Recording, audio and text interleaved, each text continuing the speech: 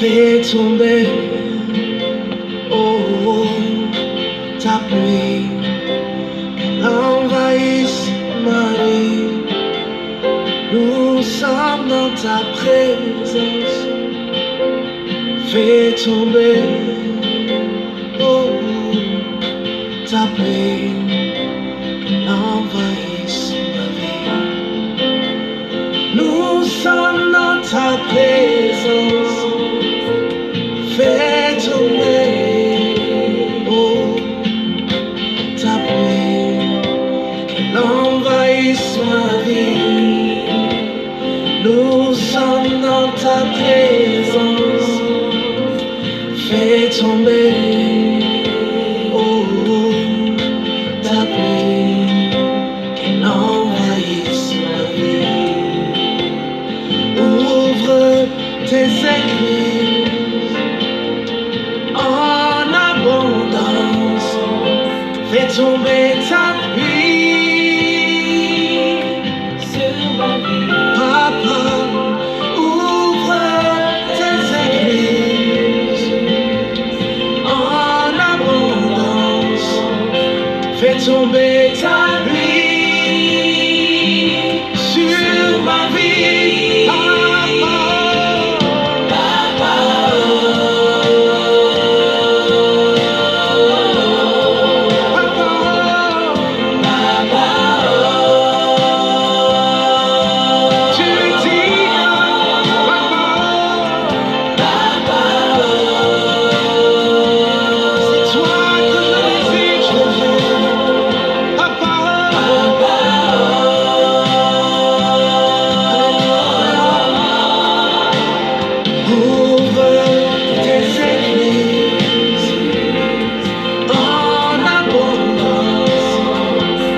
tomber ta pluie sur ma vie. Jésus, ouvre tes églises en abondance. Fais tomber ta pluie sur ma vie.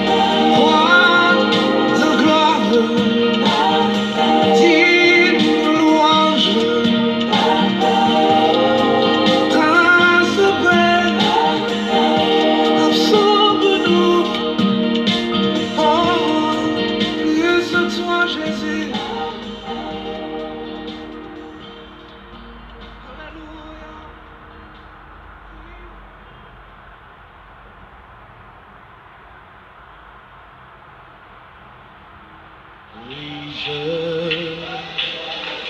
le vois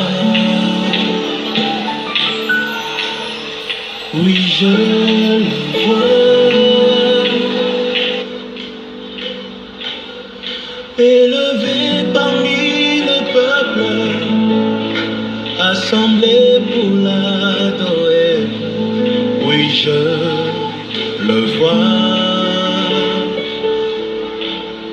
oui, je le vois. Mes yeux ont vu l'agneau, le Seigneur sur son trône, il règne pour toujours. Oui, je le vois,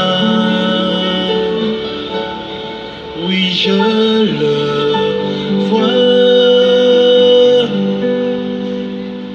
élevé parmi le peuple, assemblé pour l'adorer. Oui, je le vois, oui, je le vois. Mes yeux ont vu l'agneau, le Seigneur sur son trône, il règne pour toujours. Oui, je le vois. Oui, je le vois. Oui, je le vois. Élevé par tout le peuple, assemblé pour l'adorer. Oui, je le vois. Oui, je le vois. Mes yeux ont vu l'agneau, le Seigneur sur son trône, il règne pour toujours. Oui, je le touche. Oui, je le touche. Oui, je le touche. Élevé par tout le peuple, assemblé pour l'adorer. Oui, je le touche. Oui, je le touche. Mes yeux ont vu l'agneau, le Seigneur sur son trône, il règne pour toujours. Il est présent. Il est présent. Il est présent. Élevé par tout le peuple, assemblé pour l'adorer. Il est présent. Il est présent. Mes yeux ont vu l'agneau, le Seigneur sur son trône, il règne pour toujours. Il m'a touché. Il m'a touché. Il m'a touché. Il m'a touché. Élevé par tout le peuple, assemblé pour l'adorer. Il m'a touché. Il m'a touché. Mes yeux ont vu l'agneau, le Seigneur sur son trône, il règne pour toujours. Alléluia. Vaillant héros.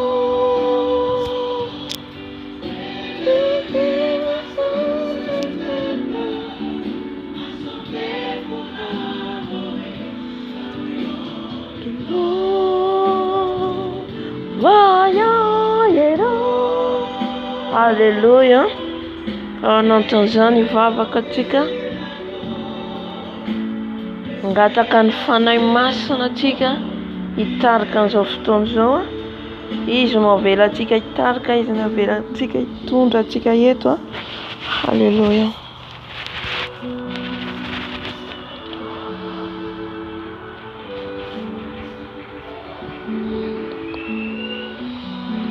Andriamanitra rainay tsara indrindra any an-danitra, misaotra anao mankalaza anao midera anao izay natratrarana izay andro anio izao indray. Saotra Jesosy ny amin'ny fitiavanao sy ny famindramponao izay rotsakinao aminay isan'andro,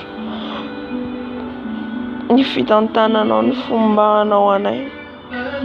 Ankehitriny tokoa dia mangataka izay ny fanahinao masina hidina eto, fanahinao masina hidina hitarika anay, satria ny fanahinao masina dia lehibe mitarika anay, ka dia angatahana ianao hitarika an'izao fotoana izao.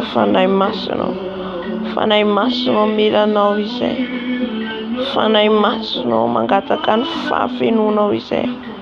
Feno izay fanahy masinao, feno izay fanahy masinao, feno izay ny fanatrehanao, ny fitarianao. Fanahy masinao milanao izay, fanahy masinao milanao izay, fanahy masinao milanao izay, fanahy masinao milanao izay, fanahy masinao milanao izay, fanahy masinao mangeta hitanao izay, fanahy masinao mangeta hitanao izay, fanahy masinao milanao izay, milanao izay fanahy masinao, fanahy masinao, fanahy masinao,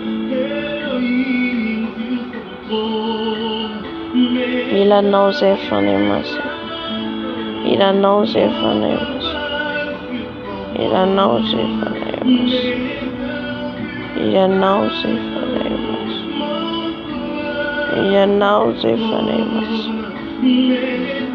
Avy fanahy masinao ameno anay, avy fanahy masinao ameno anay.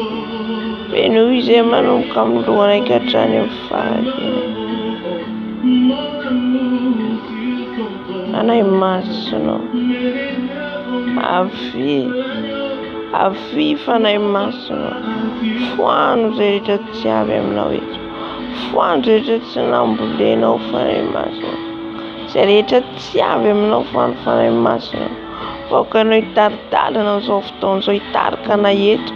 Ianao no ametrapetraka ny zavatra izay tianao ambara sy lazaina aminay. Fanahy masinao avy, fanahy masinao avy, fanahy masinao avy, fanahy masinao avy. Milanao izay fanahy masinao, milanao izay fanahy masinao, milanao izay fanahy masinao. Midina fanahy masinao, midina fanahy masinao, midina fanahy masinao. Mangetahetanao izay, mangetahetanao izay fanahy masinao.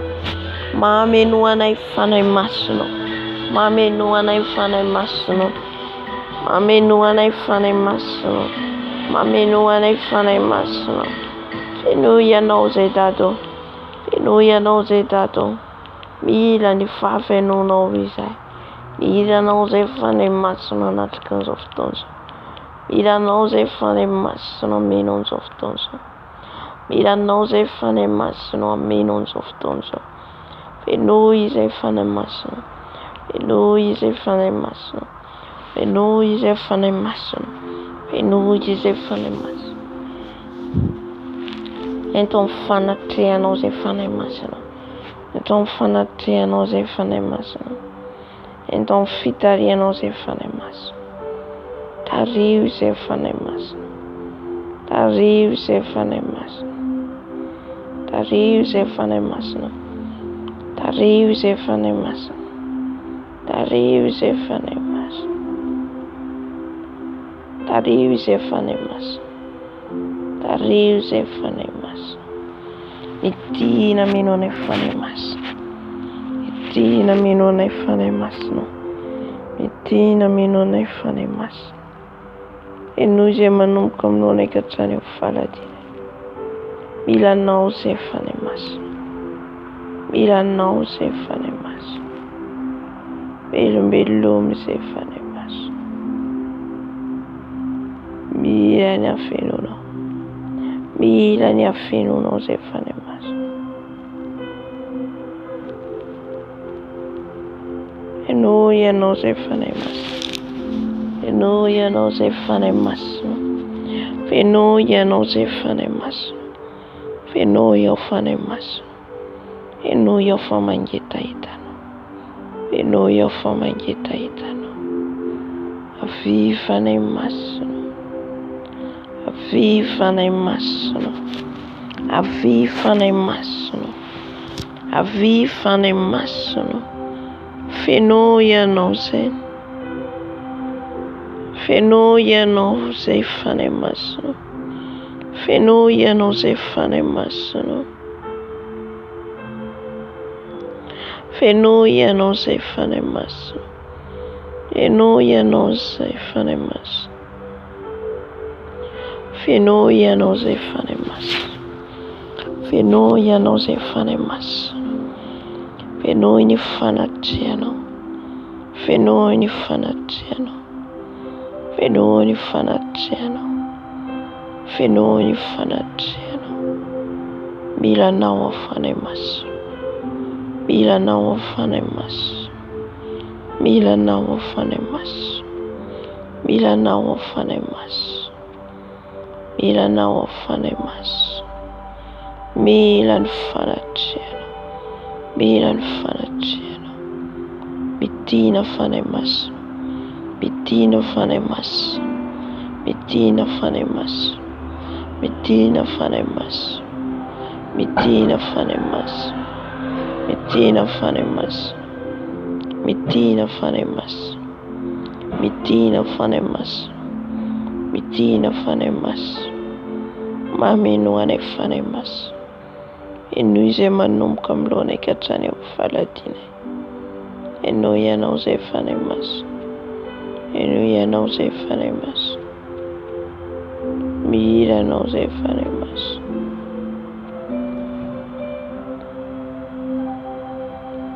Halleluja.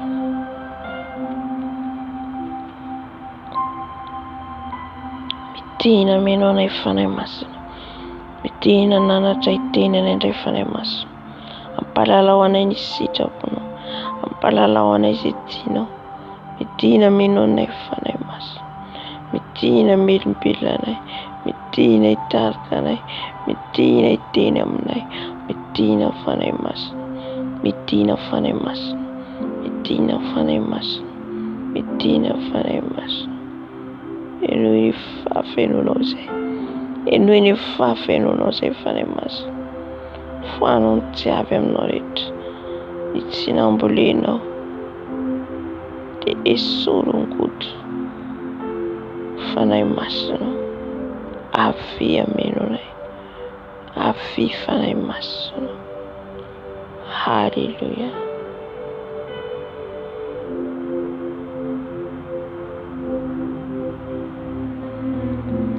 Tany izay efa tsy mahatananao.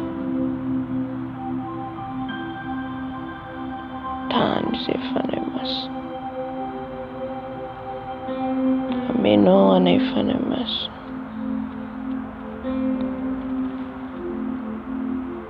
Korika bakare kosora basika rosa. Midina meno anay fanahy maso. Midina meno anay. Midina meno anay. Midina hitarika anay. Midina fanahy masonao. Midina fanahy masonao. Midina fanahy masonao. Halleluja. Halleluja.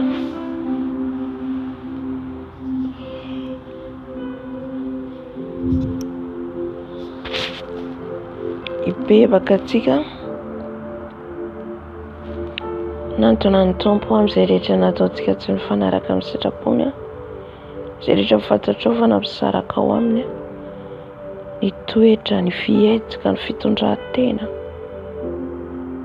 dia ibebao ao anatrehany tompo izany. Satria ny tompontsika dia Andriamanitra mpamindra fo, mpamela heloka. raha miaiky ianao ny fahadisoanao, miaiky ianao ny heloko anao ka tsy te hamerina an'izany intsony, dia vonisy hamindra fo aminao, vonisy mandray fibebahanao. Koa mibebaha aminy ianao amin'izao fotoana izao, samy mibebaka antsika nitondra ny otantsika rehetra eo anatrehany. Halleluia.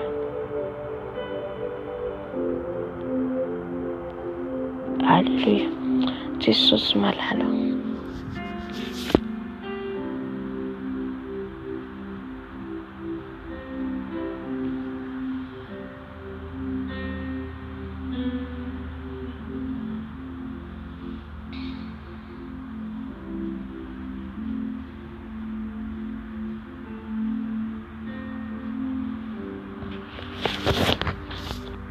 Manantona anao mibebaka izay Jesosy, manantona anao mibebaka izay Jesosy, ny amin'ny fahotanay, ny amin'ny tsy famendrehanay, ny amin'ny heloka rehetra vitanay. Mangataka anao izay Jesosy, famindrapo famelan-keloka. Dia Jesosy, mitondra ny fahotako rehetra, ny amin'ny toetrako ratsy rehetra, ny amin'ny fomaloto, ny amin'ny fieritreretana miavonavona metsara be-ratsy, ny amin'ny fahatezerana, ny amin'ny lolo-po, ny amin'ny fizahozahoana, firehariana, fanamboni-tena ifonako eto anatrehanao. Fona Jesosy, fona Tompo malalo, ny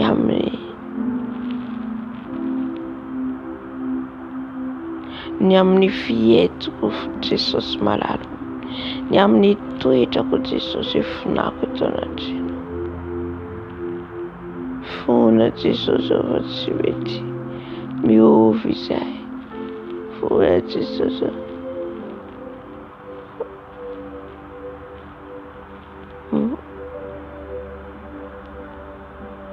fona izay Jesosy malalo, ny amin'ny toe-ponay, ny amin'ny toe-ponay miavonavona, ny amin'ny toe-ponay Jesosy mora tezitra, mifona Tompo, mifona eto anatrehanao, mifona eto anatrehanao, mifona eto anatrehanao.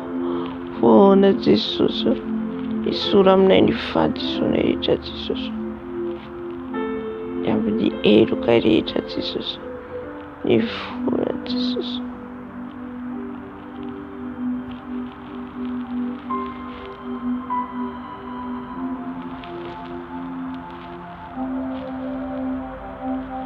Jesosy, kany amin'izy moa izay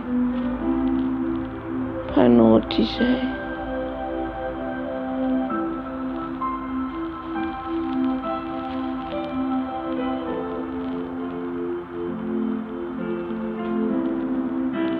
Jesosy midrafo aminay Jesosy, mamelany heloka Jesosy. Fony izay Jesosy, fony izay Jesosy, mamelany heloka Jesosy, mamelany heloka Tata malala. Diova fa-keloka fampahotanao, diova fa amin'ny tsy fahamarinako rehetra, ratsy rehetra, hiala ny toetrako ratsy rehetra. Fona Jesosy, fona Tata malala.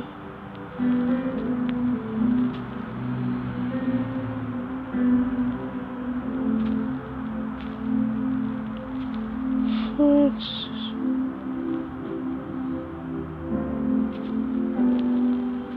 fonako Jesosy eto anatrehanao. Diovy tanteraka Jesosy, diovy tanteraka ny foko, ny fieritreretana, ny lelako, ny foko, ny tanako.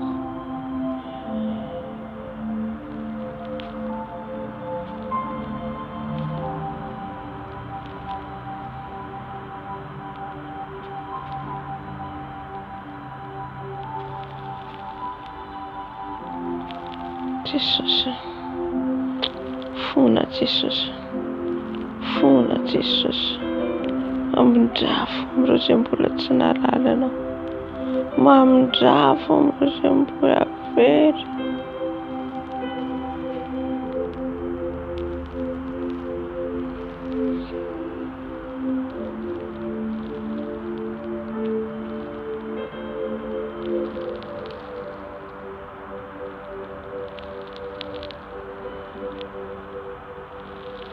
Fona Jesus. Amelani.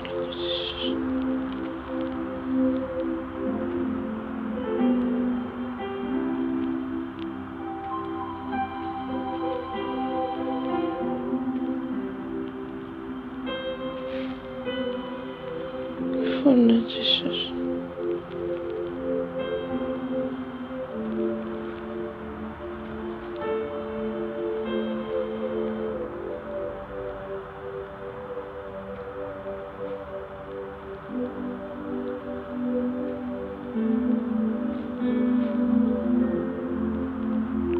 Fona Jesus. Fona Jesus. Mamelany eloka mondrafona ny amin'ny toetra iray madinidinika izay vera efa mety nefa manimba ny fiainanay. Izany nangatana fiovana eto anatrehanao, izany nangatana famelan-kelika eto anatrehanao Jesus. Halleluja.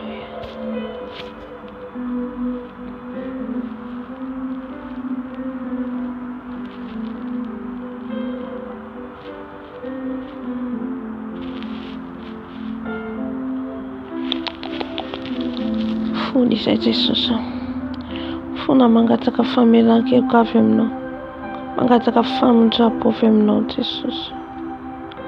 Halleluja.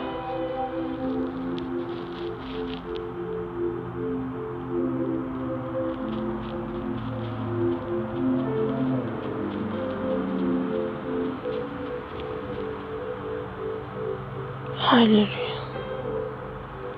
Sotra Jesus.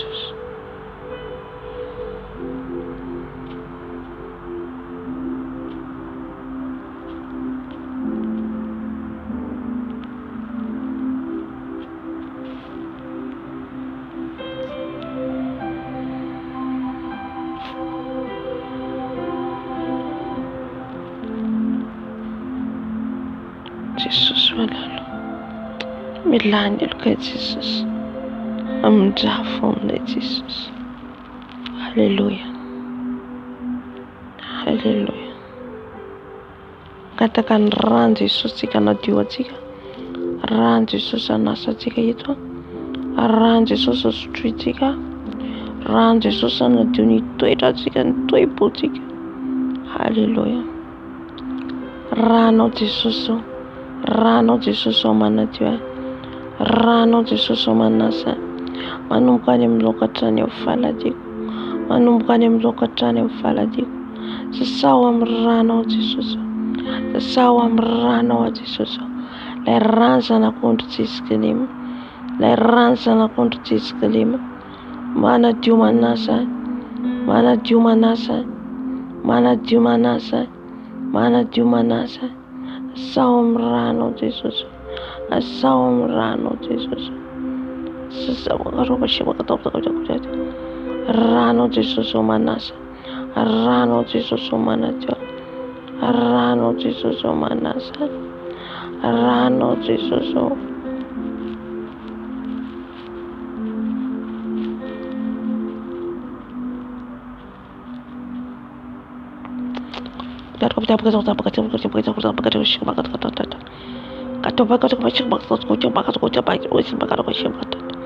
Ran Jesus, ran Jesus, korina amin'ny lohako, ran Jesus amin'ny fisainako, ny amin'ny lelako, ny amin'ny foko, ny amin'ny tanako, ny amin'ny tongotro, ny amin'ny tenako manontolo. Ran Jesus mikorina, ran Jesus manadio, ran Jesus manasa amin'ny molotro Jesus, amin'ny molotro Jesus. Ran Jesus, ran Jesus, ran Jesus, ran Jesus, ran Jesus, ran Jesus. Manasa manajue, manasa manajue, manasa manajue. Rano Jesus, rano Jesus, rano manasa, rano manasa, rano manasa, rano Jesus. Manaju manasa, manaju manasa, manaju manasa. The Psalm rano Jesus, Psalm rano Jesus, rano Jesus.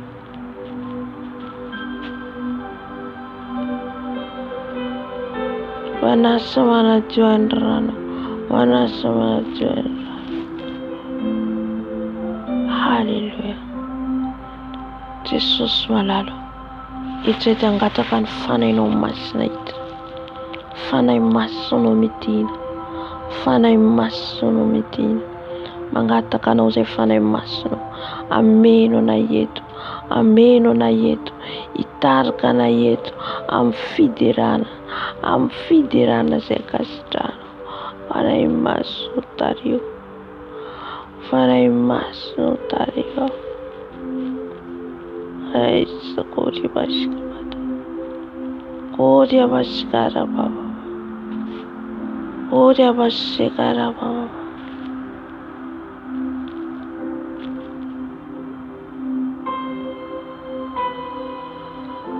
Arboshikara bakari boshikara bata da da da. Kodia bakari was bakari bosh bata da da da. Fanay masono mitin. Fanay masono manate. How can only not cause of those? How can one man also tell us so? Cause it is a having no fun. It's now enough fear. Fun fanay masono. Mitina fanay masono. Hallelujah. Mitina fanay masono.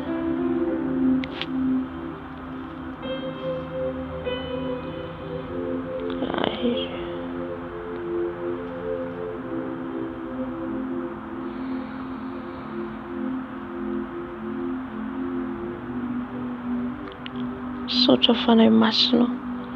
Abo dia bakari gosh bakari goja bakari goja bakari goja bata tata. Tariu se fanay masono fanatiano. Tariu se fanay masono fanatiano. Tariu se fanay masono fanatiano. Tariu se fanay masono. Tariu se fanay masono. Hallelujah.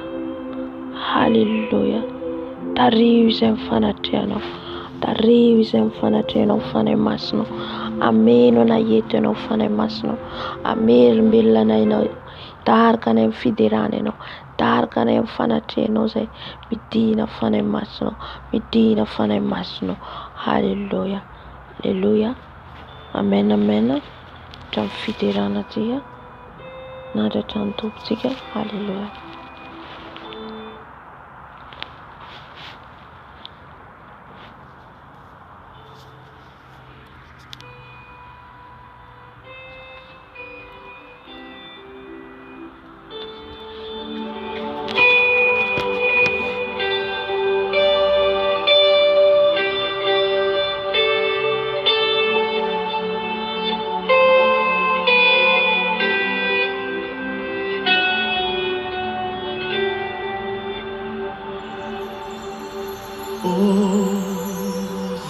Hosanna, au plus haut des cieux, que notre roi soit glorifié.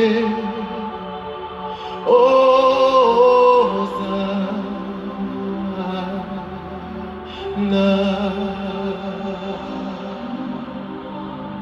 Je vais vous imprégner ce chant, c'est simple. Hosanna,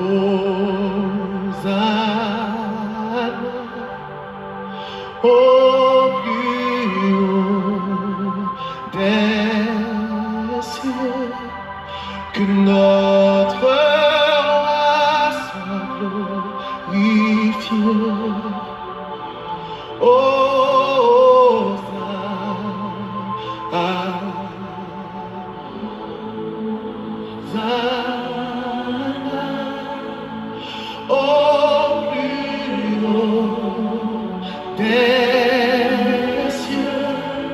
Que notre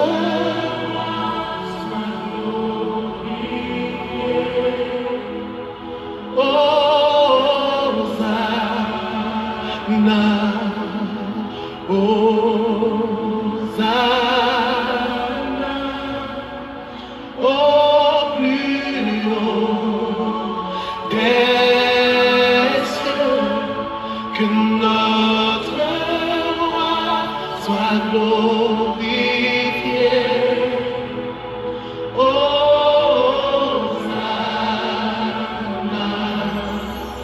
Hosanna. Viens chanter avec moi.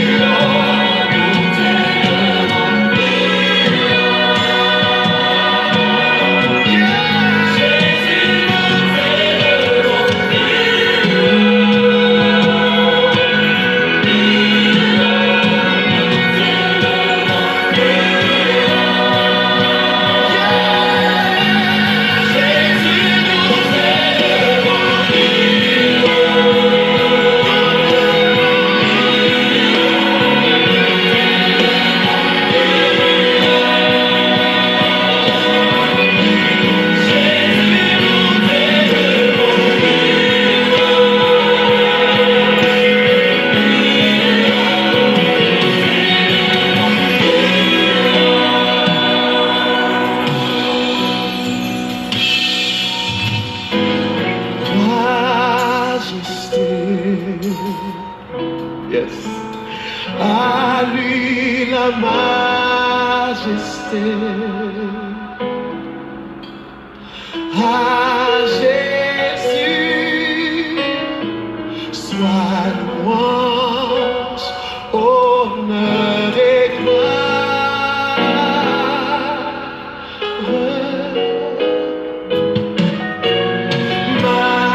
Majesté,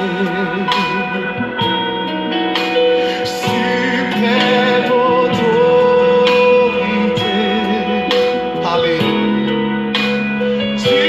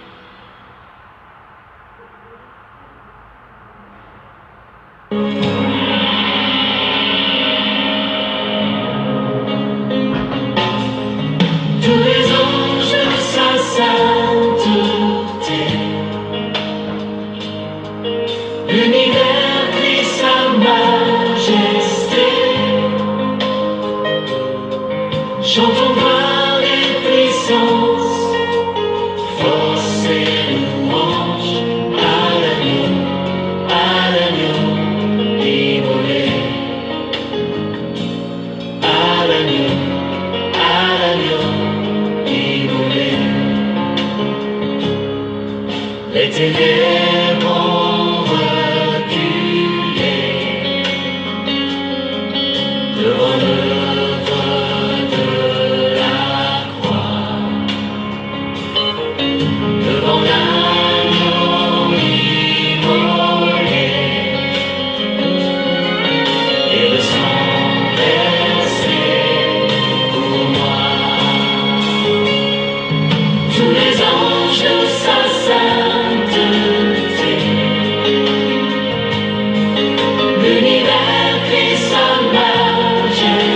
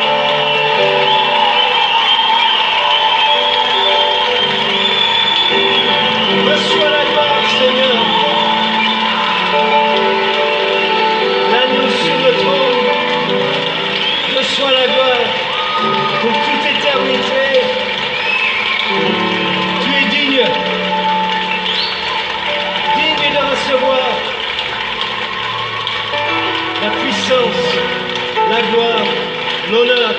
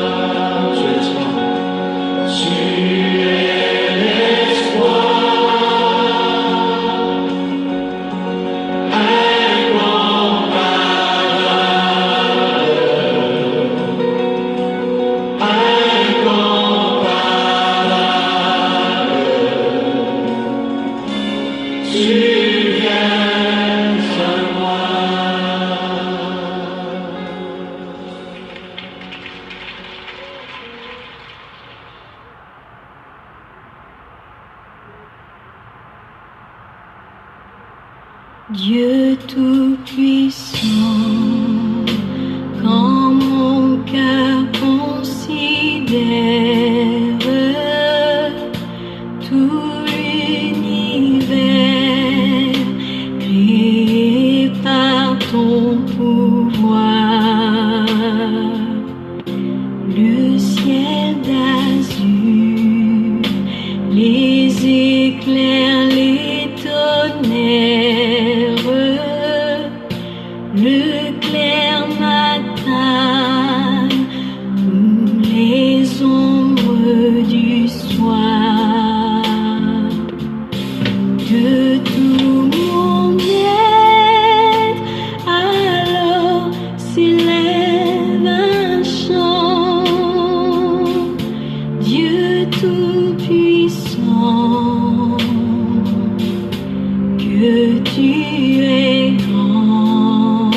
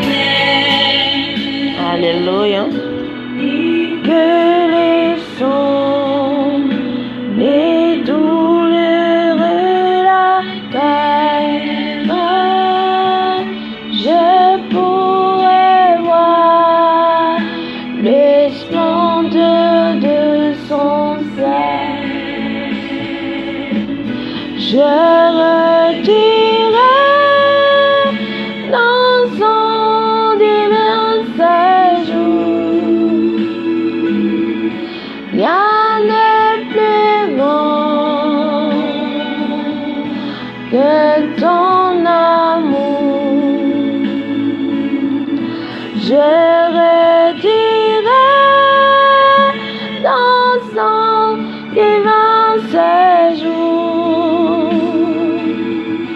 Rien n'est plus grand que ton amour. Rien n'est plus grand que ton amour. Alléluia, alléluia, alléluia. Voninahitra any amin'ny avindrindra, voninahitra n'ilay Jesosy tika ilay mahery. Amen. Mendrika hodiraina, mendrika no kalazaina. Alléluia. Ivavaka antsika ho an'ny tenin'Andriamanitra izay ho antsika eto. Alléluia. Andriamanitra raina tsara indrindra ny an-danitra ianao. Andriamanitra mahery, Andriamanitra mpanao tsara, Andriamanitra tompon'izao rehetra izao. Misaotra Jesosy ny amin'ny vavaka, ny amin'ny fiderana. Ankehitriny Jesosy ray tondra ny tenao dia mangataka ny fanainao masina hitiny eto, mangataka ny fanainao masina hiasa eto. Ny fanainao masina no anendry ny lelako, ny fanainao masina no hiteny eto. Apetrao ambany dia ambany ao, aoka hietry ambany dia ambany fanay masina. Fa ianao no hisandratra, ianao no hiteny, ianao no ananatra, ianao no ampita ny hafatrao. Omeo fahazavan-tsaina avy aminao fanay masina, satria ianao dia mpanolo-tsaina mahagaga, mpanolo-tsaina mahagaga ny anaranao. Fanay masina, midina aminay, mitenena aminay, ambarao aminay izay tianao ambara indray amin'ity androandroany ity. Fanay masina, la namanay akaiky ianao, la namanay akaiky ianao. Fanay masina, fanay ny ray, fanay ny ray ianao, fanay ny ray ianao, fanay mpampahery ianao, fanay mpampianatra ianao, mpampianatra tsara indrindra ianao. Avy fanay masina, osoro ny lelako fanay masina, osoro ny lelako. Teny mamy nivoaka amin'ny molotro Jesosy, o teny mamy tondra fibebana, o teny mamy tondra fanovana fanay masina. Foano ny tsy avy aminao, ny tsipoka rehetra lefan'ny Satana dia efa dorana amin'ny rano, ny tsipoka rehetra lefan'ny fahavalo dia efa dorana amin'ny rano. Fa aoka ianao fanay masina hiteny eto, aoka ianao fanay masina hiteny eto. Midina fanay masina, rakofo amin'ny ranao Jesosy zao vidéo zao, rakofo amin'ny ranao ny internet, rakofo amin'ny ranao Jesosy ny jiro, rakofo amin'ny ranao zao trano zao, rakofo amin'ny ranao Jesosy manodidina zao meuble zao, ny ranao Jesosy ka ny velam-pandroka rehetra lefan'ny Satana, ny fahavalo dia efa dorana amin'ny ranao Jesosy.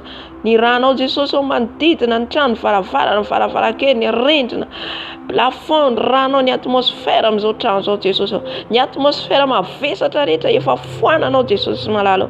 Faoka ianao idina eto fanay masina, aoka ny ranao fiarovana anay tsirairay avy any amin'ny tokantrano misy anay tsirairay avy. Aoka ny teny izay rehetra ivoaka eto dia hoafo mandoro, hoafo mandoro, hoafo mandoro anay Jesosy. Andoro ny toetra ratsy tsy izy rehetra amin'ny fiainanay. Tenena fanay masina, ny maso mistika, ny sorcellerie, ny avotoma rehetra dia efa dorana amin'ny ranao Jesosy. Ny ranao mandoro, ny ranao mandrava, ny maso mijery, ny fitaratra mijery rehetra doro amin'ny ranao Jesosy. Fa ny fanainao masina no anodidina ny hafinao. Saotra Jesosy. Alléluia. Amen, amen, amen, amen. Alléluia.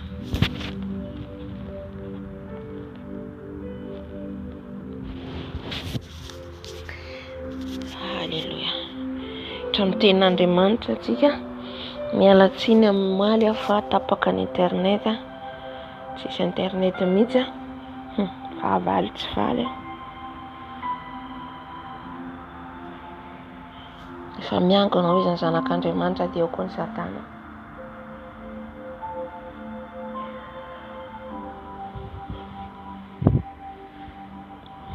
Alléluia. Tapaka ny jiro ny internet hatramin'ny après-midi vao nisy, ka miala tsiny indrindra zany.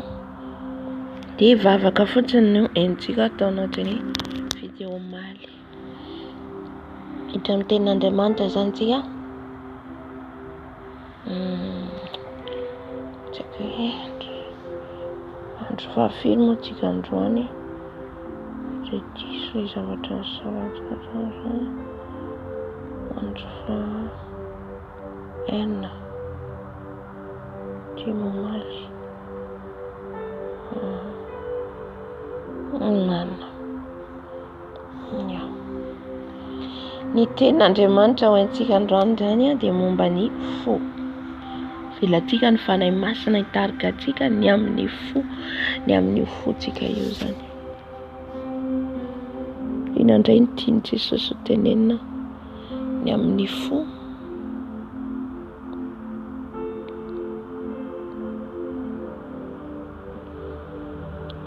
Tiany Jesosy tenenina ny amin'ny fo zany androany. Halleluja. Halleluja.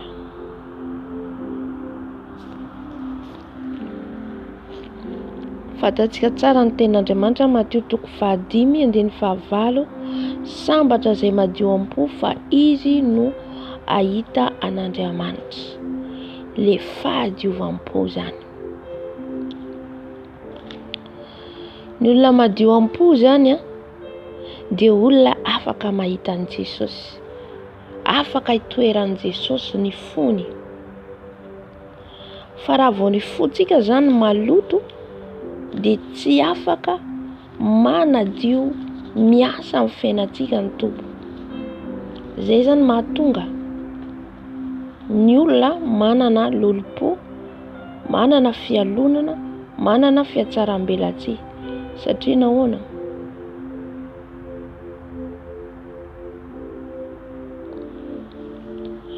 Satria nahoana zany? Satria le fo maloto. Le fo mbola tsy voafora. Ohatran'izany zany ny fontsika io raha mbola tany amin'izao tontolo izao. Reny le fontsika tany amin'izao tontolo izao, mankahala olona, tsy tia olona, miavonavona, avy ao anatin'ny fo reny no mivoaka ety ivelany. Le fo miatsara velatsia, le fo miavonavona, le fo mora tezitra, zany dia manambara daholo zany le fahalotoan'ny fo zany, maloto fo. Zany mahatonga ny olona mifosafosa, zany mahatonga ny olona manaratsy noho ny amin'ilay fony ao zany tsy tian'ilay olona. Tsika tsy afaka hitia an'Andriamanitra raha mankahala ny rahavavintsika na ny rahalahintsika. Tsy afaka ho tia an'Andriamanitra. Ilay fitiavana dia Andriamanitra. Amen. Fa io fotsika io Jesosy irery ihany zany manadio an'io fotsika io. Jesosy irery ihany manadio an'io. Aizanao mandefitra, aizanao mitiny hafa dia Jesosy manamboatra an'io fony io. Aizanao mamela heloka, Jesosy efa nanovanao zay. Izay le fahamasinana anatiny. Izay rehetrarehetra tenenitsika eto ibebahantsika ao dia le fahamasinana anatiny. Halleluja.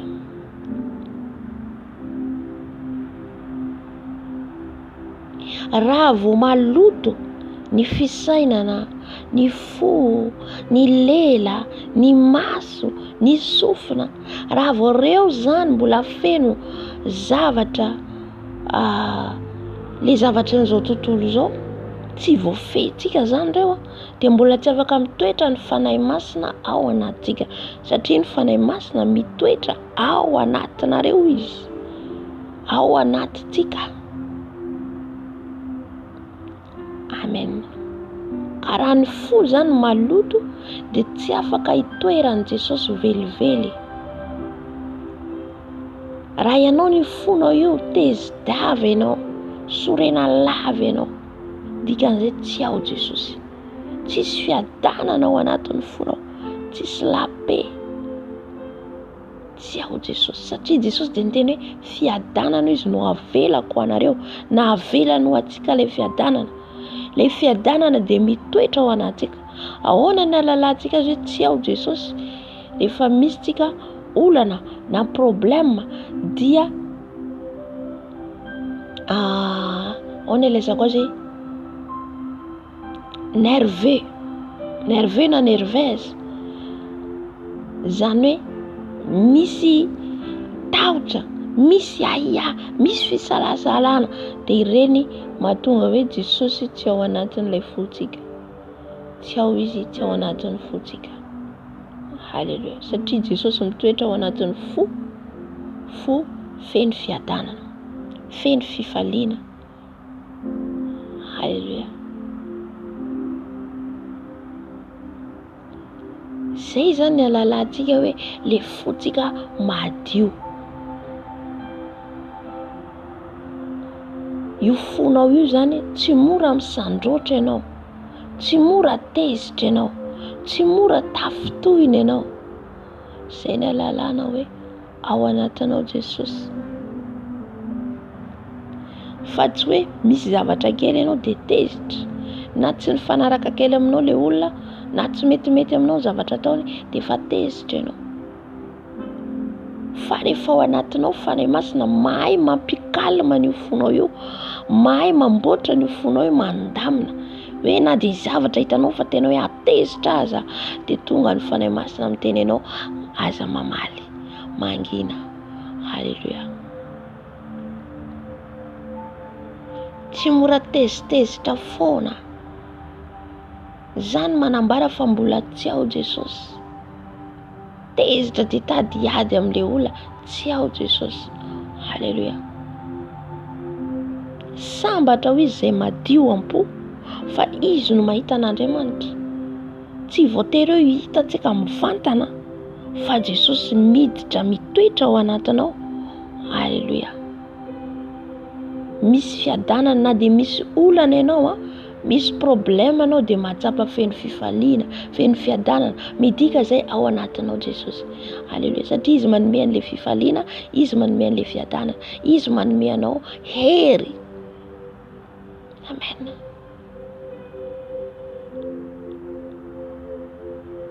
Halleluja. Tsy olona be zany hoe misy zavatra ohatra dia ina ty dia resaka be dia nahoana an'izao, misy excuse, misy valary, misy retraka, misy zavatra foana zany hitanao. An'ilay zavatra ohatra hoe zavatra mitranga amin'ny fiainanao dia hitanao excuse asianao. Fa amin'ny Jesosy rehefa hitanao misy olana ianao manoloana ny olana, manoloana ny ady, lohalika mandohalika Jesosy eo, ahoana ny ataoko? Meo fiadanam-po aloha za voalohany indrindra. Rehefa misy le ady, meo fiadanam-po satria le fotsika ao mihitsy ny idiran'ny devoly io voalohany. Le fo io satria fantany tsara, fantany satanany fa raha vao io fotsika voakitikany ao amin'io fotsika io, miditra izy. Amen. Zay mahatonga tenin'Andriamanitra hoe tandremo ny fonareo izy. Tandremo amin'ilay fotsika, tandremo fonareo izy fa avy ao ny avian'ny aina, avy ao anatin'io fotsika io.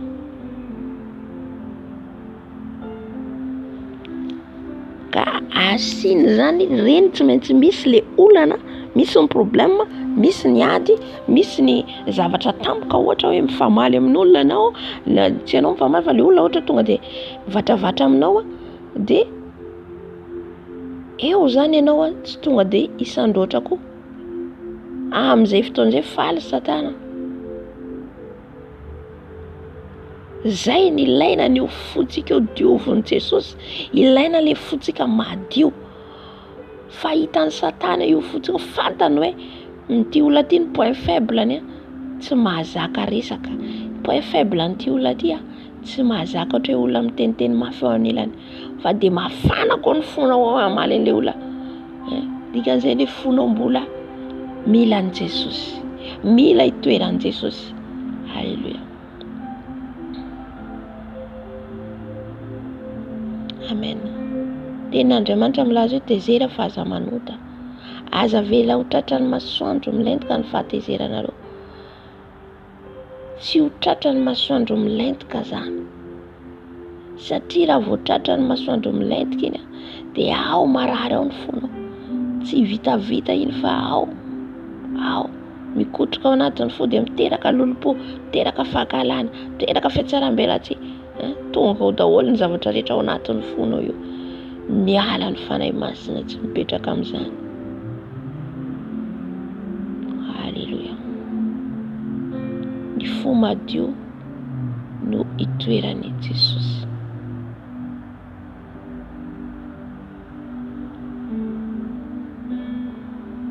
Halleluja.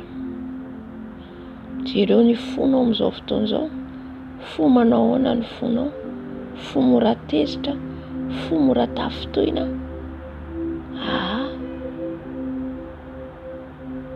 Jereo ireo zavatra rehetra naratsika ny tenin'Andriamanitra. Ry Paolo ohatra, ireo mpianatra ireo Petera. Tsy mba olona mora tafitoina, tsy mba olona mora tezitra. Ataonao ahoana zany iona hanao asan'Andriamanitra zany raha ianao mora misandroatra. Olona firifiry ny iona tamin'izy ireo. Fa jereo ny fony izy ireo, tony ny fony. Ny olona nanao ratsy eny izy ireo. Aza mamaly ratsy ny ratsy. Matoa ianao mbola mamaly ratsy ny olona io, mbola maloto fo ianao. Halleluja. Ninona ataon'olona anao? Mangina ianao. Zay le manambara fahadiovampo. Tsy ianao mamaly no marina. Tsy ianao manazava be ny hoe marina. Fa Jesosy no manamarina atsika.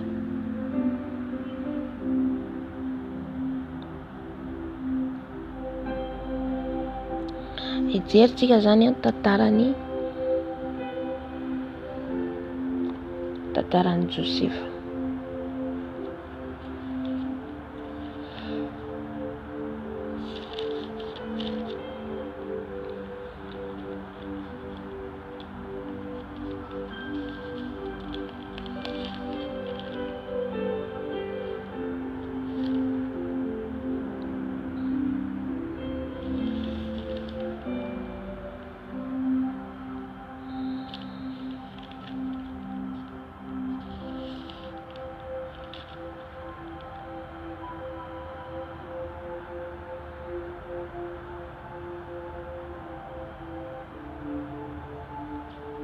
Kajery tantaran'i Josefa.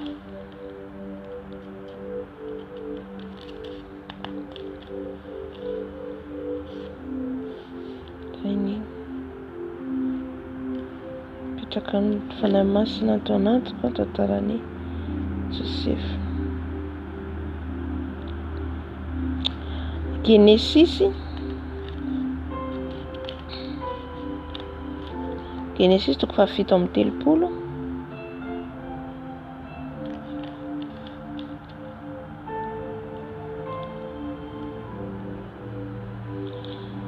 Genesisy 7:30 vakitsika amin'ny anaran'i Jesosy. Hatramin'izay tarian'ny tompo atsika. Ny nankalany rahalahin'i Josefa azy sy ny varotany azy ho andevo. Ary Jakoba nonina tany amin'ny tany fivahiniany rainy, dia tany amin'ny tany Kanana. Ary izao ny tantaran'i Jakoba. Rehefa 17 taona Josefa, 17 taona, dia niaran'ny andry ondry tamin'ny rahalany izy, fa mbola zaza izy. Dia tamin'ny zanaky Bila sy ny zanaky Zilpa, vadin'i Jakoba rainy, ary Josefa nitati-bolana tamin'irainy. Ary tian'i Israely mihoatra noho ny zanany rehetra Josefa. Tian'i Jakoba Josefa mihoatra ny zanany rehetra zany tiany Josefa. Satria zanaka ny fahanterany izy ka nanaovany akanjo lava. Ary no nitany rahalany fa Josefa no tiany rainy, mihoatra noho izy mirahalahy avy, dia nankahala azy izy ka tsy nahazaka hanao teny tsara taminy. Amen. Jerentsika eto zany Josefa sy ny rahalany. Josefa dia anisany nanaovan'Andriamanitra fanekena ihany koa tamin'i Josefa. Fa reto rahalany reto zany dia nanana fialonana ny Josefa, tsy tian'i Josefa. Hitantsika eto zany le fony leo rahalany nefa raita-po amin'i Josefa. Izany hoe samy hafa reny izy ireo fa rairay. Ohatr'izay koa tsika rehetra io, samy hafa ny renitsika fa ny raintsika dia ray ihany dia Jesosy. Jesosy no ivavahantsika, Jesosy no iarahantsika eto. Halleluja. Ka raha tsika manantona an Jesosy ka misy fo maloto mankahala ny rahalahintsika na ny rahavavintsika, dia tsy tian'Andriamanitra zany, dia tsy afaka hitoetra ao anatin'ny fonao izy. Zay zany ny toetra nreto rahalahin Josefa reto.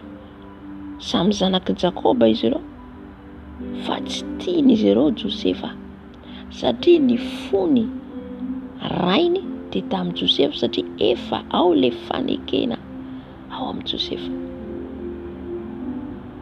Halleluja. 15 Ary nanofy Josefa ka nambarany tamin'ireo rahalany, dia voamaika nankahalany azy izany. Voamaika zany nankahalany Josefa izy ireo, arakaraka ny tantarany, ny nofiny no nankahalany azy. Amen. Indraindray tsika tsy mahazaka le fahatsarana hitantsika ao amin'ny hafa, na ny fandrosoana hitantsika ao amin'ny hafa, na ny fananany ny hafa, zay rehefa tsiritana ihany koa, dia tsy zakantsika zavatra zay. Mila mahadio tanteraka ny fotsika, na iza manoloana antsika, manan-karena izy na rahavavintsika na mpiara-miangona amintsika, na tafavoaka ny fiainany, mana tôbila, mana villa izy, manambady vazaha izy, aza mialona. Halleluja. Fa miteraka zany miteraka ao ilay zakao, miteraka faratsy fiatsaram-belatsy ao anatin'ny fonao. Halleluja. Eto ndray tsy resaka hoe fahalemeny hafa. Misy moa zany le fahalemeny hafa, iny ny fatantsika hoe mila mazaka ny fahalemeny hafa. Fa eto ndray le fahatsarana hita eo amin'ny hafa, le fialonana. Dia fo maloto zany olona mbola manana fialonana zany.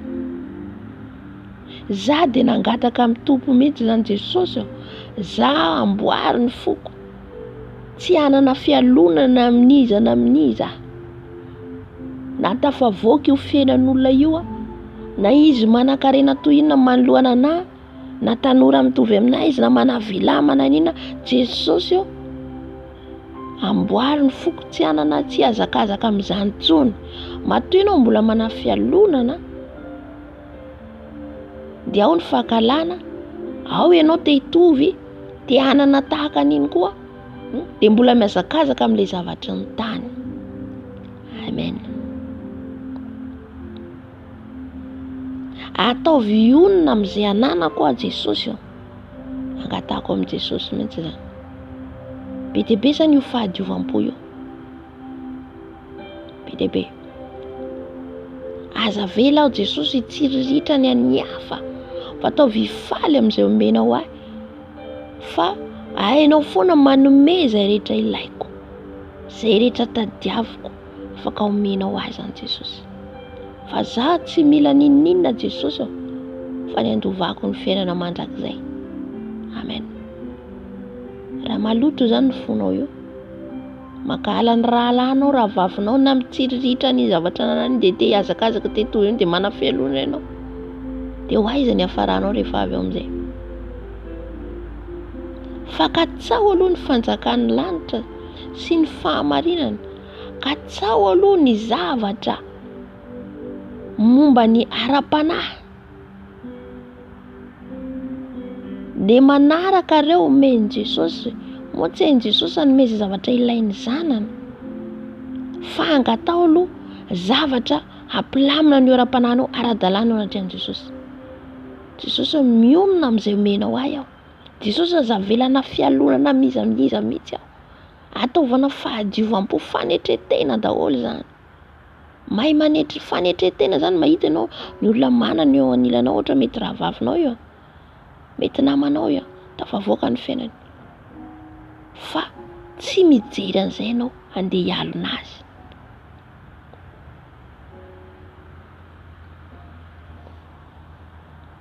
Eto raha tapo amin'ny Josefa mihitsy. Dia vao maika nankalany azy zany. Fa efa nilaza taminy izy hoe mba enokelany izao nofo izao hoe indro name amboara tany an-tsaha isika ary indro niarina ny amboarako sady nijoro ary indreo nilahatra manodidina kosa ny amboaranareo. Ary hoy ny rahalany taminy, moa anjaka aminay tokoa va ianao? Na hanapaka anay tokoa va ianao? Ary izany nofony sy teniny izany dia vao maika nankalany azy. Amen. Satria ny fony reto rahalany Josefa dia ratsy. Feno fahakalana, feno tsy fitiavana, feno fialonana hatramin'ny rahalany. Amen. Nefa rahalany mbola zazakely 17 taona. Fa rehefa io no fidian'Andriamanitra na 4 taona amin'ny ara-panahy. Rehefa io no anaovan'i Jesosy fanekena, tsisy azonao atao. Anenjika anao. Ataonao izay tianao atao. Io efa vita fanekena amin'i Jesosy. Efa voasoratra ao an-danitra ao Josefa no anaovany fanekena. Ka na iodika viakavanana fankalanao anazy, rehefa tonga ny fotoanany dia tonga rehefa tonga ny fotoanan'i Jesosy. Halleluja. Tsy voasakana io. Tsisy asakana ny programan'Andriamanitra amin'ny fiainan'olona anankiray. Tsisy mahasakana ny zavatra ataon'Andriamanitra amin'ny fiainan'olona anankiray. Halleluja.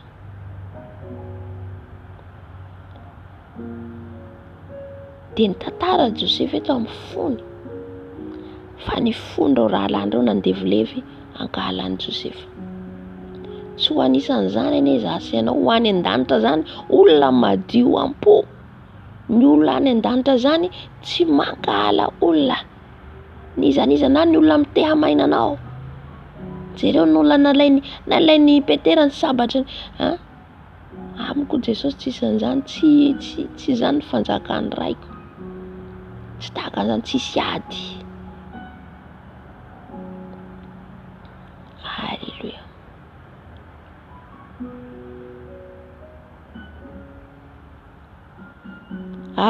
Ary andefasivy nanofy indray izy ka nilazainy tamin'ny rahalany dia hoy izy, indro nanofy indray aho ary indreo ny masoandro sy ny volana ary ny kintana 112 ny ankoka teo anatrehako. Ary nambarany tamin'ny rainy sy ireo rahalany koa izany. Dia niteny mafy azy ny rainy ka nanao taminy hoe manao ahoana izany nofy efa nofisinao izany? Mo avy tokoa va aho sy ny reninao ary ny rahalanao ka ankoka amin'ny tany eo anatrehanao? Efa fantany Jakoba fa aminy no anaovan'ny Tompo Andriamanitra aliansy. Fa nohon' izy miteny eo anatrehan'ny rahalany zany na tonga ny Jakoba eto dia ny alina azy ny rahalany, tonga le fialonana. Fa ny rainy kosa nitadidy izany zavatra izany. Amen. Ny alina ny rahalany. Satria hoe ity zany no ampiasain'Andriamanitra, ity zany no tiatiany rainay bebe kokoa, tonga le fangalana tao. Io fotsika io zany important tena zava-dehibe le fahadiovam-po io. Miainga ao amin'ny fony zavatra rehetra zay le hoe ao ny avian'ny aina. Tsina mahavoan'ny olona ohatra hoe voan'ny kardiaka maty tampoka, le fo tsy hainy manamboatra an'io fony io. Jesosy rery ihany no afaka manamboatra ny fotsika. Halleluja. Izay tsy hain'olombelona atao hain'Andriamanitra atao. dia izay nitaritako antsika ho tia an'i Jesosy, anakaiky an'i Jesosy, hitady an'i Jesosy. Marina misy ny fiarahana mivavaka, marina misy ny fiarahana fa manana relation, manana firaisana amin'i Jesosy. Halleluja. Hain'i Jesosy manamboatra ny fonao io.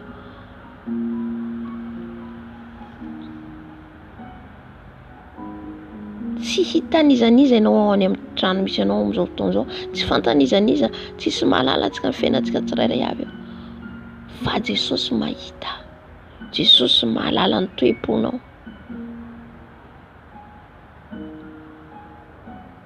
Misy miteny fokotra tena tsy haiko manamboatra azy, tsy hainao mihitsy io fa Jesosy no mahay manamboatra an'io.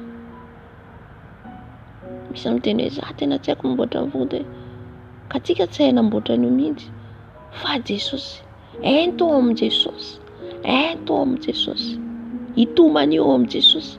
Halleluja. Fa rehefa feno fanahy masina anao, tsy henonao eo. Na misy trobo-kantsy ianao, tsy henonao. Teniko trobo-kantsy zany hoe teny mandratra. Halleluja. Teny andratra anao, teny anafotoina anao, sahalan'ny rano tondraka gisa aminao zany tsy marary aminao intsony. Zany le hoe maty ara-nofo. Halleluja. Ninona ataony aminao, fihetsika ataony aminao. Valianao soa izy. Zay mahatonga Jesosy hoe tiava ny fahavalonao. Mivavao an'izay manenjika anao. Manenjika anao io olona io, miteny ratsy anao io olona io, mivavao azy fa hitanao famboarin'i Jesosy io fonao io. Tsy maheno ratra-po zany anao.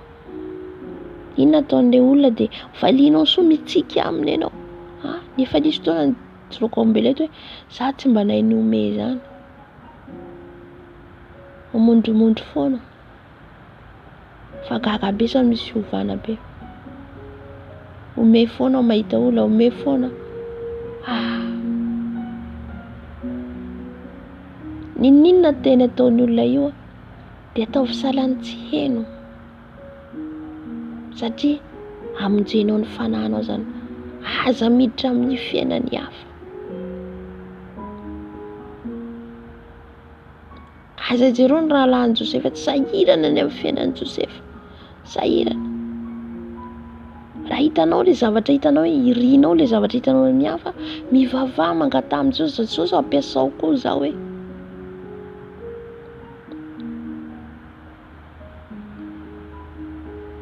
Halleluja. Fa tsy mitondra makaiza mihitsy ny lolopo, ny fankalana, fa mitondra makany amin'ny fahaverezana. Zay ny mahabe dia be ny kristiana any amin'ny fahaverezana. Ny fo maloto, ny kristiana nge mivavaka, ny kristiana nge mandeha am-piangonana fa le toetra. Le fo, le lela, ny maso, fisainana, ny sofina, reo mahabe dia be ny kristiana any amin'ny fahaverezana. Halleluja.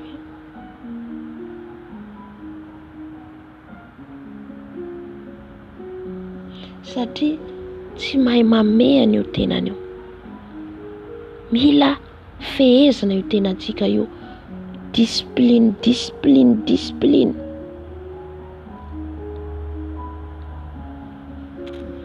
Discipline amin'ny fiainantsika. Ento amin'i Jesosy le fonao. Ento amin'i Jesosy amboara. Amboary Jesosy ny foko. Amboary Jesosy ny foko. Amboary foko. Fa ho hitanao fa miova fonao io. Amboarin'i Jesosy io, tsy Andriamanitra izy ka tsy amboatra an'io. Moa Andriamanitra va izy andainga? Tsy azafady moa ve olombelona izy ka andainga? Olombelona no tsy mahay manao ninina atsika. Fa Andriamanitra zany tsy mandainga amin'io tenin'io fa marina. Hoy izay atolory ahy ny fonareo anaka. Dikan'izany atolotra zany amboariny. Izy amboatra hiditra ao. Rehefa tanterahanao io tenin'io hoe Jesosy ty ary ny foko amboaro, dia miditra Jesosy manamboatra. Satria ahoana ary maha Andriamanitra azy? Ahoana ary no makitsika ny tenin'Andriamanitra isan'andro nefa tsy hisy eo ny voninahitr'Andriamanitra. Aiza zany Andriamanitra antsika velona? Raha ohatra tenenitsika foana ihany le izy nefa tsy tanteraka. Inona no tsy mahatanteraka azy? Isaia 7:20. Ny efitra mampisaraka anareo amiko izy dia ny fahotanareo. Efitra mampisaraka antsika amin'i Jesosy dia le fahotana. Fa rehefa antsika tsy milalao n'io fahotana io dia mahita ny voninahitriny. Dia miditra tsehatra Jesosy amin'io tenin'io, na tiany na tsy tiany, miditra tsehatra izy satria hitany ianao fa makatoa azy. Amen.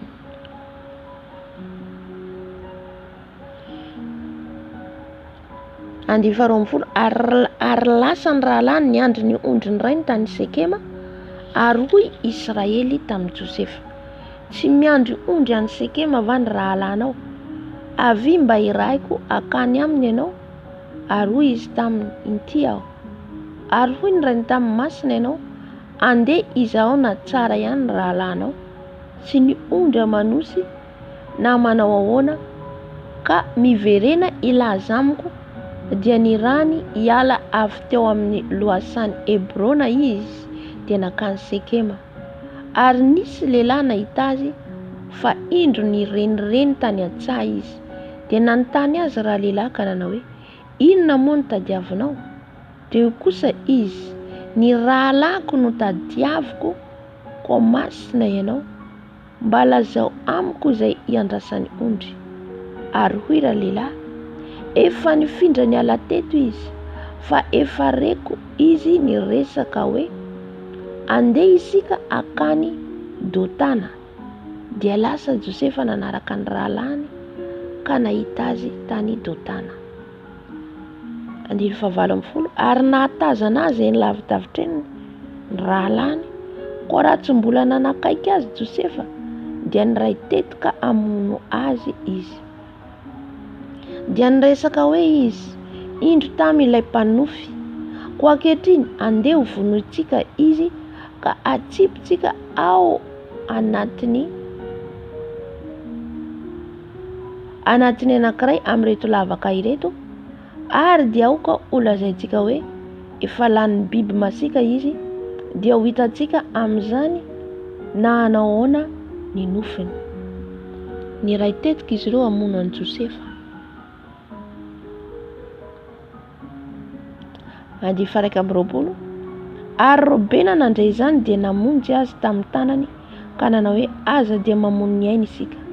Ary io koa Robena taminy: aoka tsy handatsa-dra ianareo, ajipazo ao anatin'io lavaka ety anefitra io izy, fa aza misy manintsy tanana aminy ianareo mba hamonjeny azy amin'ny tanany rahalahiny, hitondrany azy any amin'ny rainy indray.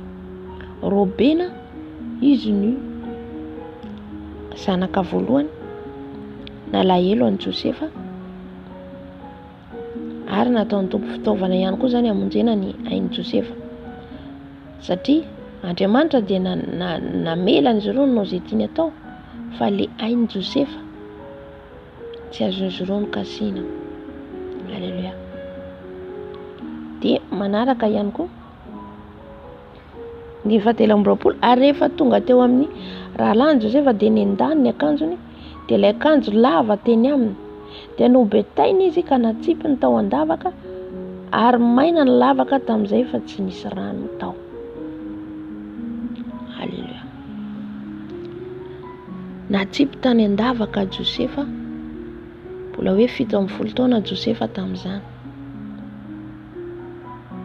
fa efa zany nanehon'Andriamanitra zavatra be dia be tamin'ny nofy.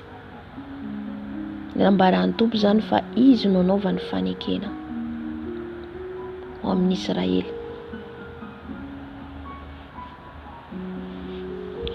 Rehefa natsipy tany an-davaka zany Josefa, nietrehitra rahalahy ndreto zany fa izay zany no asakana ny fiasan'Andriamanitra eo amin'ny fiainan'i Josefa, dia hoe ndao atsipy any an-davaka. Saika hamono mihitsy izy ireo, fa Robena zany no niaro an'i Josefa. Halleluia.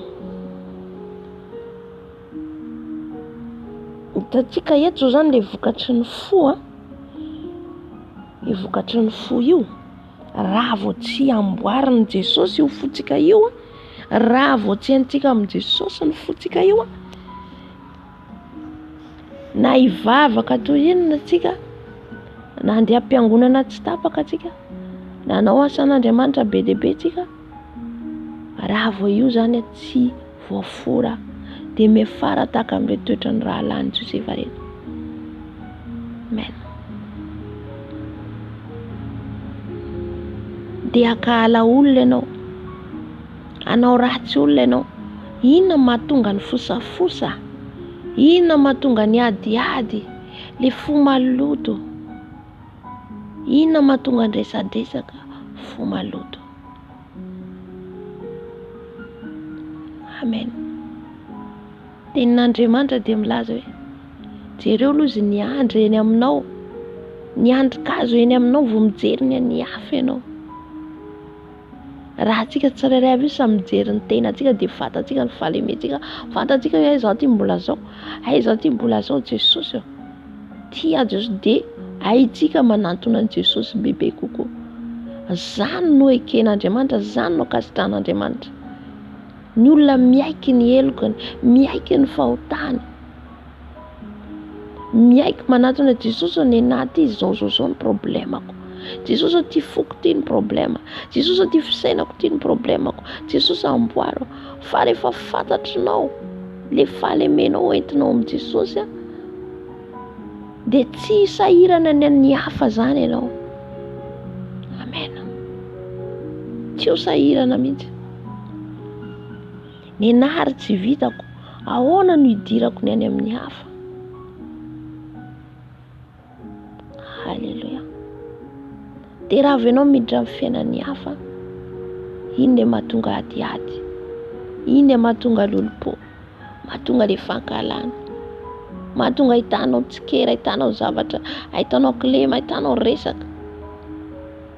Amen. Mila miova zany tsika, mila miova miala amin'izany fahazazana ara-panahy zany. I Paoly dia niteny ianareo izy dia ho zaza omena ronono lava ho izy Paoly. Hita aminareo ny fifandirana, hita aminareo ny adiady, zaza ara-panahy ny ohatra zany. Ho any an-danitra zany manomana ny ara-panahiny, mandinika ny ara-panahiny, manamboatra, amboaro i Jehovah ny lalako, amboaro izay mikitotoana amin'ny fiainanao, ataovanao ordre ny fiainanao eo amin' Jesosy. Halleluja. Ny taona nge mihamandroso, tsy mihamemotra mihitsy io taona io, fa mihamandroso 2024 atsika zao, hidra ny 2025, manahoana ny fiainana ara-panahynao.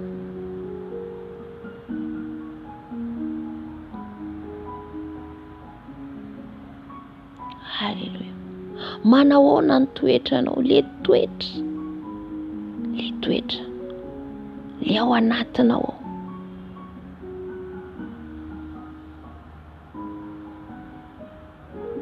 Le fony reto raha lany Josefa, nankahalany Josefa noho ny amin'ny nofy, ianao ny afaka omeny Jesosy nofy ihany koa, ianao afaka pahitany Jesosy fahitana ihany koa,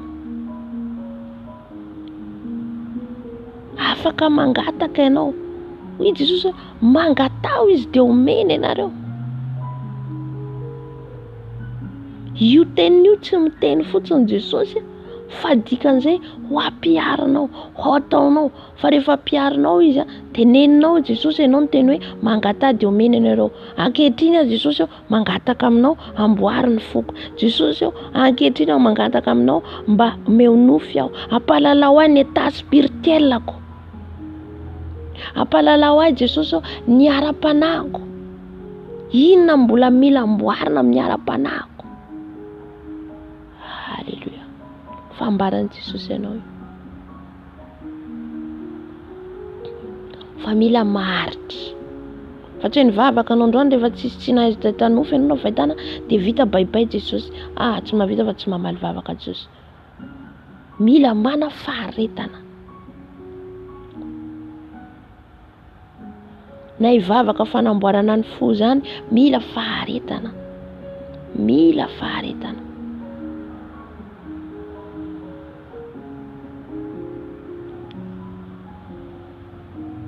Andifadimy amby roapolo. Ary nipetraka nihinan-kanina izy ireo, ary sendra nanompo ny masony ka nahatazana fa indreo nisy Ismaelita ny Aradia avy tany Gileada. Ary ny rameva nitondra didikazo dia ny Ekota sy Balsama ary Lota izay nentiny hidina any Ezipta. Ary io ijoda tamin'ny rahalany. Inona ny soa ho azontsika raha hamono rahalahintsika sy anafina ny rany isika? Andeha amiditsika amin'ireo Ismaelita ireo izy, ary aoka tsy haninazy ny tanantsika fa rahalahintsika sy nofontsika ihany izy dia nanaiky ny rahalany. Izany hoe Jesosy niasa ihany koa teo satria ny tompo miasa amin'ny fomba tsy takatra saintsika, miara-miasa mahasoa ny zavatra rehetra eo amin'Andriamanitra, na ratsy io na tsara. Halleluja. Eto dia hamonjen'Andriamanitra ny Josefa ihany koa. Tonga ny Ismaelita avy any dia andifavalo amby roapolo. Ary raha nandalo teo ny Midianita mpandrato dia nakary ny rahalany ny ala tao andavaka Josefa ka namidy ny sekely volafotsy 20 tamin'ny Ismaelita, ary dia nitondra ny Josefa ho any Ezipta ireo.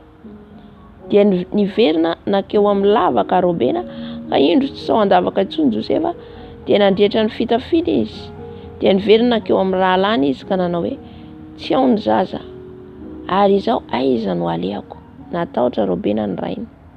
Ary nalain'ireo rahalany ilay akanjon'i Josefa dia namonjy zana-kosa izy ka natsobony tamin'ny rà ny akanjo, dia napanateriny ho any amin'ny rainy ilay akanjo.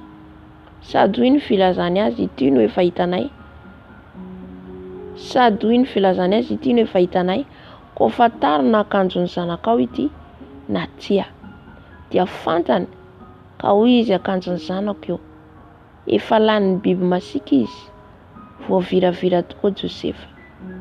Ary Jakoba dia nandritra ny fitafiany ka nisikina lamba fisaonana tamin'ny valahany, ary nisaona ny zanany andro maro. Dia avy ny zanan'ilay rehetra sy ny zanany vavy rehetra mba hampionona azy, fa tsy nety nampiononana izy, fa hoy izy tsia, fa idina misaona ho any amin'ny zanako any amin'ny fiainatsita aho, ary dia mbola nitomany azy ny rainy. Ary ny Midianita nivarotra ny Josefa tany Ezipta tamin'ny Potifara tandapany Farao sady mpifehy ny mpiambina. Tany zany Josefa lasa any Ezipta, ahatateraka le nofo izay nasehon'Andriamanitra taminy. Halleluja.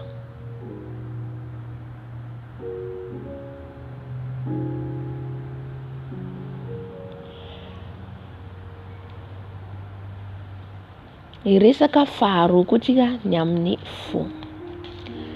Izay ny voalohany ny amin'ny resaka fo,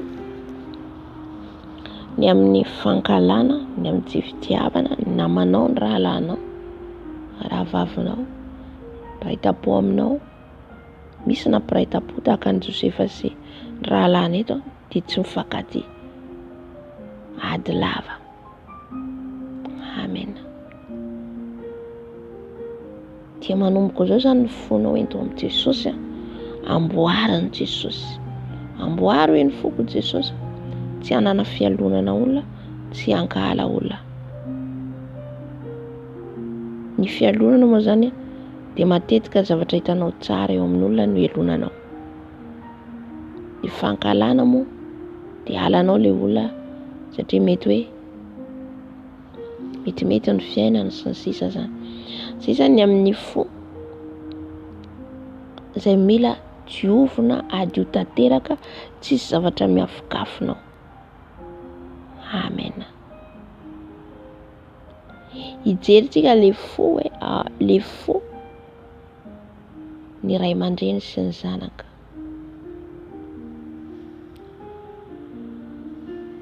Halleluja. Namakitsika teo ny tantaran'i Josefa sy Jakoba.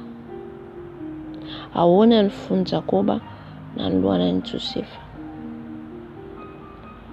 Fon'i Jakoba nalahelo. Nalahelo Jakoba satria zanany tiany Josefa.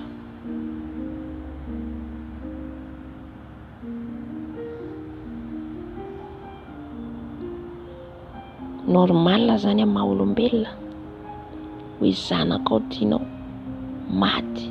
Eritreretin'i Jakoba zany hoe maty Josefa. Voalohany jerentsika teo dia ilay fankalany rahalany an'i Josefa sy ny fialonany rahalany an'i Josefa. Faharoa jerentsika dia ilay fony rainy ny amin'ny fitiavany an'i Josefa. Amen. Eto hitondrantsika amin'izay amin'ny resaka ara-panahy. Jesosy io rehefa nifidy anao dia saro-piaro. Halleluja.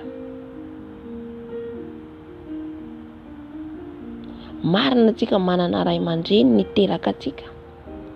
Ray aman-dreny namelona atsika, nikarakara atsika, fahatsiarovy. Fa rehefa Jesosy nifidy anao, nanaova ny fanekena ianao, nanaova ny aliansy ianao, ka misy tanjona hitondrany ianao, hametrahany ianao,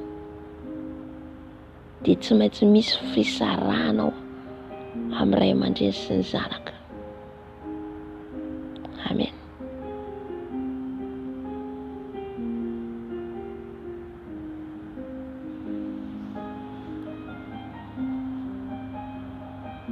Rehefa anao nandray an'i Jesosy ho tompo sy mpamonjy anao, fiainanao nandray an'i Jesosy ho tompo sy mpamonjy amin'ny fiainanao, manomboka eo ny fonao an'i Jesosy.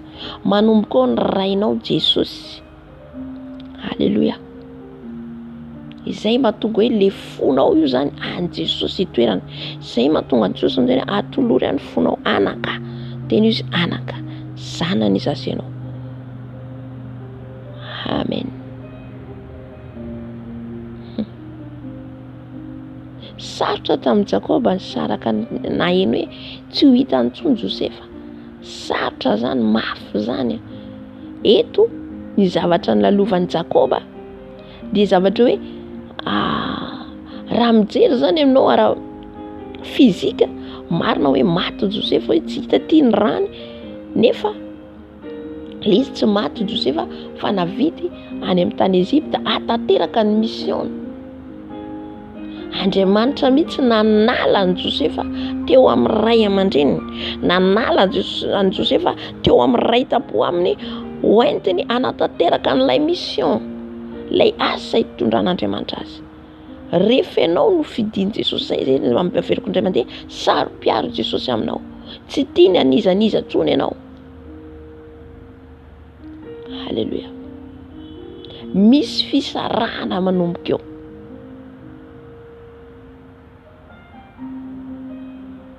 Amen.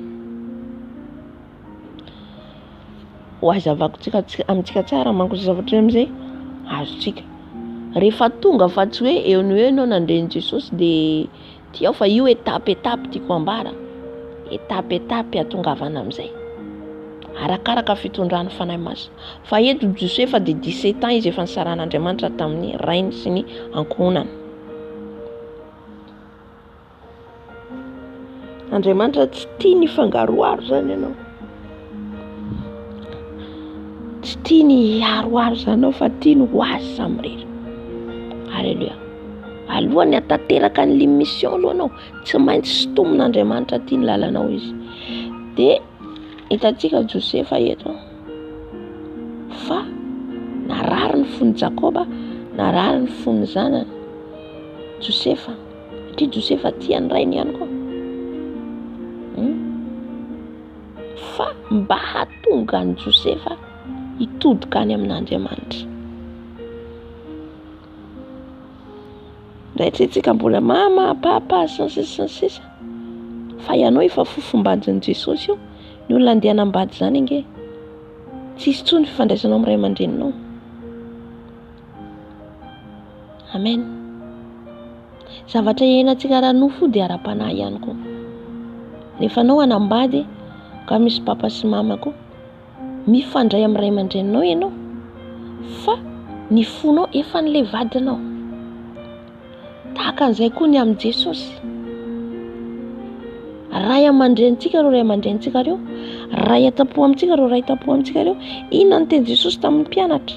Raha tonga ny ray nisy reniny hitady an'ireo, hitady an'i Jesosy. Hoy Jesosy hoe ireo izy ny ray tapo amiko, ireo ny rahalahiko, ireo izy tamin'ny mpianatra. Amen. Rehefa tsika ny Jesosy dia ny Jesosy irery ihany. Tiany ho azy irery ihany. Satria ny fony Jakoba niraikitra tamin'ny Josefa, ny fony Josefa raikitra tamin'ny Jakoba. Mba hahatonga ny Josefa iraikitra ny fony any amin'Andriamanitra, hitodika any amin'Andriamanitra, dia tsy maintsy nysotomina izy teo amin'ny rainy. Haleluya. Jakoba koa tahaka an'izay. Satria lasa ohatrany hoe idolany, lasa ohatrany hoe reharehany zany Josefa. Izay zavatra izay tsy tian'Andriamanitra. Satria tsika ny reharehantsika dia Jesosy irery ihany, Andriamanitra irery ihany.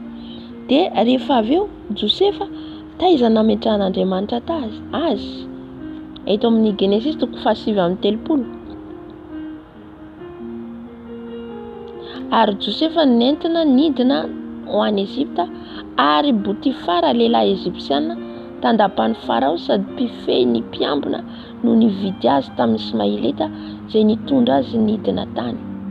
Ary Jehovah nombany Josefa dia lehilahy nambinina izy, ary nitoetra tao an-tranon'ilay Ezipsiana tompony izy. Tao ny nametrahan'Andriamanitra ny Josefa.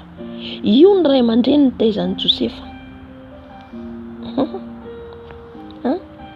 Io ny ray aman-dreny nitaizan'ny Josefa. Rehefa anao anaovan'Andriamanitra aliansy, tsy maintsy misy toerana hitondran'ny tompo anao. Rehefa na io malina meny tompo anay teny io dia Jesosy marina tokoa. Haleluya. Fonao io any Jesosy tanteraka io. Tsy tiany ho anisany intsony. Satria fantatsika tsara fa Josefa zao any amin'ny olona tsy voafora, any amin'ny tany Ezipsiana manompo andriamanikafa. Amin'izay fotoana izay Josefa hoaiza izy nitodika. Aiza izy nitodika? Any amin'Andriamanitra automatique. Satria olona tsy mahalala n'Andriamanitra ireo. Andevy koa izy tao tamin'io. Satria izy ireo nampianarina tsara ny tenin'Andriamanitra ny zanak'Israely, ireo zanakan'i Josefa, Jakoba ireo.